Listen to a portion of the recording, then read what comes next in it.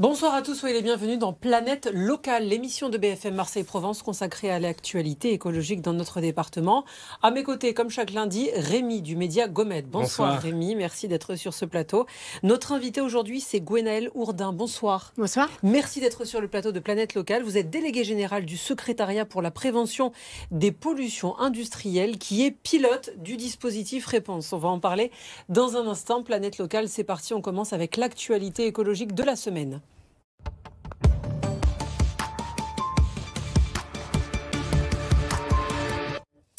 Et l'actu écolo, c'est avec Rémi. Oui, Sophie, les rencontres du vélo et des mobilités douces reviennent à Marseille pour une deuxième édition. C'est un événement organisé par Gomet avec BFM Marseille-Provence en partenaire. L'idée de ces rencontres, comme pour la première édition, c'est de connecter le temps d'une journée les acteurs locaux du vélo et des mobilités douces, qu'ils soient publics, privés, associatifs ou même citoyens. On retrouvera notamment les collectivités locales, quelques grandes entreprises, des collectifs et évidemment des associations engagées. Le souhait de Gomet, c'est qu'à l'issue de cette journée, certains freins soient levés, que les barrières tombent vers une mobilité décarbonée et surtout moins contraignante pour les habitants de la métropole. Quel est le programme de ces rencontres ? Alors, il a été dévoilé vendredi dernier par la rédaction avec plusieurs tables rondes sur les thèmes du sport, de l'éducation, de l'inclusion, de la sécurité, notamment des ateliers ludiques pour petits et grands. L'idée cette année, c'est vraiment d'ouvrir l'événement au grand public. Alors, si le programme vous intéresse, il reste des places. Rendez-vous le 25 mai au Palais de la Bourse et sur la Canebière. Il est encore temps de s'inscrire gratuitement sur le site web lesrencontresduvélo.com. Merci beaucoup Rémi, l'invité de Planète Locale. Gwenaëlle Hourdin, vous êtes donc sur le plateau de Planète Locale. Merci beaucoup. On va parler de pollution industrielle autour de l'étang de Berre. Vous pilotez le dispositif Réponse. L'objectif de ce dispositif, c'est de mettre autour de la table tous les acteurs de cette problématique, que ce soit les institutions ou autres. Est-ce que vous pouvez nous expliquer ? Alors ça va même au-delà en fait, parce que c'est répondre aux attentes et aux préoccupations des habitants du territoire de l'étang de Berre par des actions concrètes. Les habitants, on en a beaucoup parlé sur notre antenne, qui sont inquiets en termes de pollution. Et d'ailleurs, les chiffres sont là. Le secteur est pollué avec des conséquences sur la santé des riverains. C'est de là qu'est parti le dispositif. Tout à fait.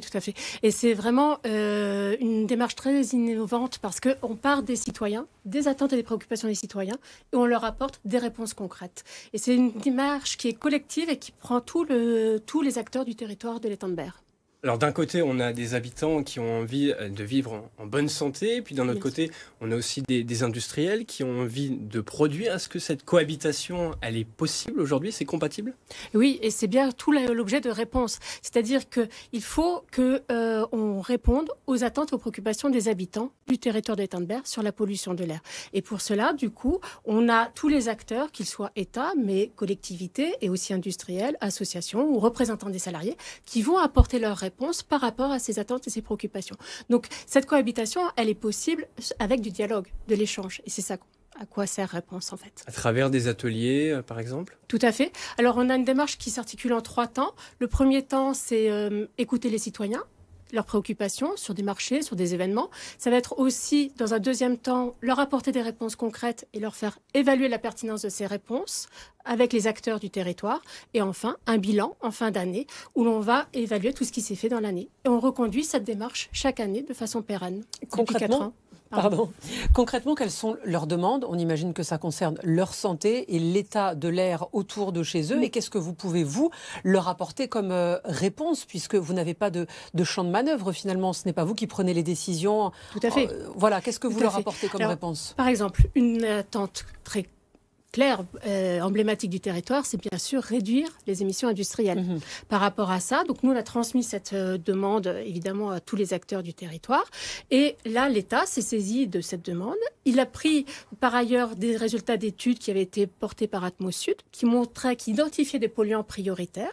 Là-dessus, il a fait une réglementation spécifique au territoire de l'étang de Berre, qui n'existe nulle part en France, qui vise quelques industriels sur ces polluants qui ne sont réglementés nulle part ailleurs, pour justement les réduire et aller plus loin. Et donc ensuite, les industriels mettent ça en musique. Ainsi, on a tout le monde qui agit contre la pollution de l'air. Par exemple, là, je vous ai donné qu'un exemple. C'est les pollutions industrielles, mais on a plein de demandes. C'est un parmi d'autres. Alors Voilà. finalement, qui peut participer? Est-ce que moi, par exemple, je peux m'inscrire au dispositif Réponse et participer également? Bien sûr, Rémi, avec grand plaisir. Non, mais je Non. pose la question, je suis curieux. En fait, on a un panel citoyen qui nous aide aussi à mener toute la démarche en termes de concertation. En fait, Réponse, c'est 2 piliers. Le dialogue et les échanges avec les citoyens et apporter des réponses concrètes aux citoyens.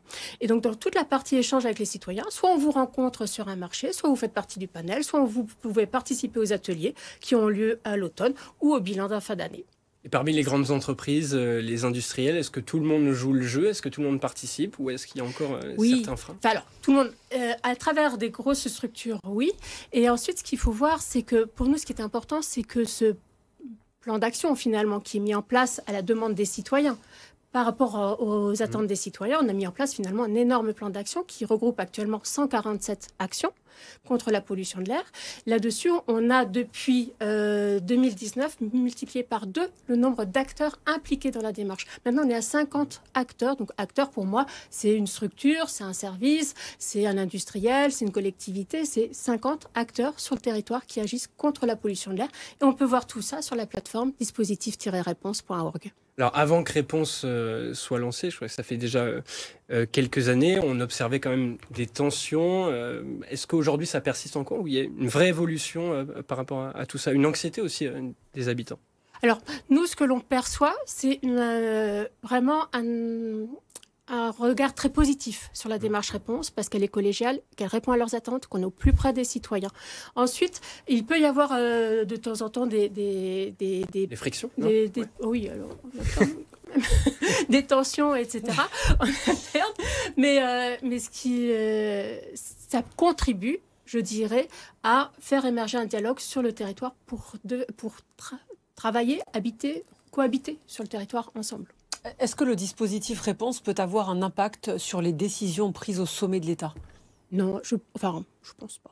Est-ce que vous faites remonter en tout cas ce qui se passe chez vous, les discussions, l'état des lieux? Est-ce que vous le faites remonter? On sait qu'il y a, le gouvernement a déjà pris des mesures en ce qui concerne la pollution industrielle. Est-ce que... Alors, vous dis non un peu cas rapidement, mais effectivement, tout ce qui est service de l'État, bien sûr, informe le plus haut niveau sur ce qui se passe sur le territoire. Comme c'est une démarche complètement inédite, elle est montrée en exemple, en fait, très souvent au niveau national. Et on participe à de nombreux colloques. On a été lauréat de financements très particuliers, justement au niveau de l'État, parce que la démarche est particulièrement innovante du fait de sa collégialité. Est-ce que, par exemple, le ministre de la Transition écologique peut avoir sous les yeux vos conclusions? Alors, effectivement, pour le coup, c'était le ministre de la Participation citoyenne qui était venu nous voir l'an dernier pour échanger sur cette démarche et pouvoir voir ce qu'il en était, comment peut-être progresser de leur côté. Rémi, rapidement. Alors là, pour Réponse, en termes de trajectoire, là, pour les prochains mois, les prochaines années? Alors, Réponse, bien sûr, perdure, continue sur cette démarche en 3 temps. Une valse à 3 temps, on pourrait dire. Et en fait, nous, un des objectifs vraiment importants pour nous, c'est les publics jeunes. Et c'est aussi améliorer la connaissance du dispositif sur le pourtour de l'étang de mer. Merci d'y contribuer. Merci, avec plaisir. Merci beaucoup, Gwenaëlle Hourdain. Et justement, vous reviendrez sur ce plateau nous expliquer la suite du dispositif et comment il a évolué. Merci beaucoup pour toutes vos réponses. Vous restez avec nous. Tout de suite, Rémi, avec l'objet.